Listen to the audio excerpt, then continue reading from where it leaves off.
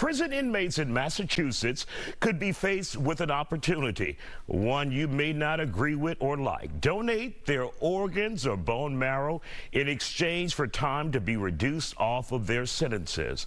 This comes from a proposed bill in the Massachusetts State House. Those donations could shave off anywhere between 2 months up to a full year. Obviously, this has sparked quite the ethical debate. On hand, lives would be saved and donors would be rewarded for it. On the other hand, critics say it would force prisoners to choose between their freedom or their organs. Tonight, our guests are here on The Factor Uncensored, who have spent a little time behind bars, but both of them are very successful at this point. Even more successful than some college graduates. I tell you, look at God. Joining me now in the studio, Tuan Nguyen and Dominique Leonard. Glad to have you both here on The Factor Uncensored. Now, when you guys here as individuals who at one point were behind bars serving time, and you really want to get out, you need to get out, would you even consider something like this, donating an organ? And we're talking about organs that you can donate while you still survive. We're talking about liver, kidney, skin, bone marrow, stuff like that. I don't even think that was a thought for me, especially when I heard this today. It was kind of shocking to actually think of trading my organs in exchange for a sentence reduction, which was only 60 days to 365 days. So for me, I don't think it was worth it.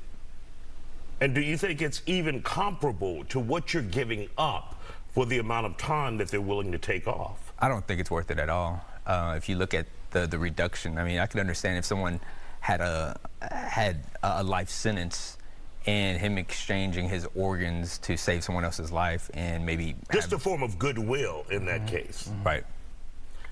Dominique, your thoughts on this? I mean, well, I'm gonna piggyback with him briefly on that one, because somebody who have a life sentence, I had a life sentence, but it wasn't worth me trying to give up no organs to get home. I think it's very unethical. For one, it's like, here we are, you want to twerk in front of me while I'm incarcerated, say do not touch. So now you want to entice me by saying, hey, give us some organs, you might can get home early. But what if I get home early and now my health is a concern? What if I get home early and something happens to me now? What if I go on the operating table and don't come off? Because see, I'm only an inmate. And I signed a contract to say I would donate organs. And see, that's dehumanizing. And when you dehumanize a person, what we do with our company, we humanize them. And we say, hey, hold tight. We're going to bring you home all together in one piece. So I don't agree with it, not one bit. And Tuan, do you agree with that? We are looking at a form of dehumanization when we talk about inmates who, if you donate your organs, the organs that you can and still live, you will get time off of your sentence. Yeah, I see it as a cash cow. You know, when me and Dominique were in prison, we lost our freedom, but not only that, we worked for the system and we did it for free. For free. It was just like slave labor. And so now, when I hear about this, this trade of organs for a sentence reduction, I just see it as another way to just profit from inmates. And the only people that I see that benefit from it is maybe the recipient or the people that are looking to gain profit from it.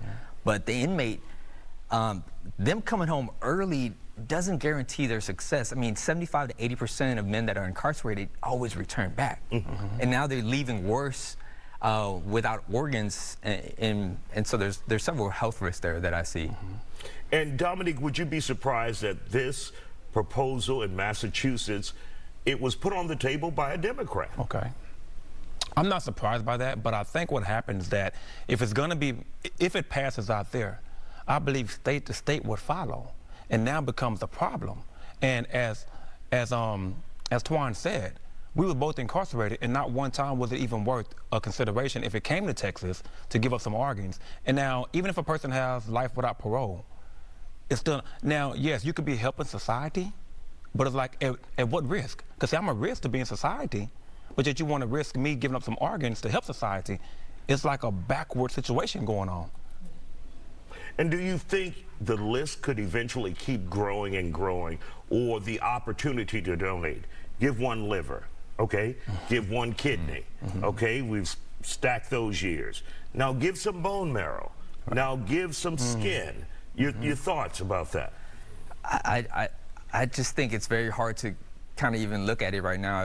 I was looking at some statistics on what it would cost for even an organ transplant. It ranges anywhere from $100,000 to $300,000 to even do an operation. So there's so much profit to be gained there, but at the same time, there's, I would have to ask, like, what are the health risks for an inmate to actually go through with something like this? And your thoughts on that, Dominic? I mean, so now then, it becomes a business because I'm giving away organs to get home sooner, which is only a 2-month promise or a year promise, but who's ever getting these organs are selling them now. So now it's harvesting. And last I heard, harvesting was illegal. But now they're gonna take it off the black market and make it illegal by a bill? It's like our country, as you said earlier, is this what our world coming to now? Now inmates are just inmates and not human beings no more. I mean, you work for free, you don't, you get all this time, it's mass incarceration, and now we want your body parts. And for those who say, well, you committed a crime, this is your debt, you're paying back to society, either one of you can take that. Go ahead. I think us paying our debt to society and losing our freedom is good enough. Us working for the system and not getting paid for any of that, I think that was our punishment right there. It's just being stripped away from our dignity and our family right there. But now to target us, because a lot of men are vulnerable in there, and now you're enticing them with, hey, here's a sentence reduction for your organs. I just don't think that's fair. And really quick, when we first started this segment tonight, guys, I said you guys are very successful at what you do. Tell people what you do now. You've started your lives over. Twan, tell us, beginning with you. I got out and started an online coaching business, and I've grown to be very successful in that. Now I help a lot of faith-based coaches start and scale their businesses online.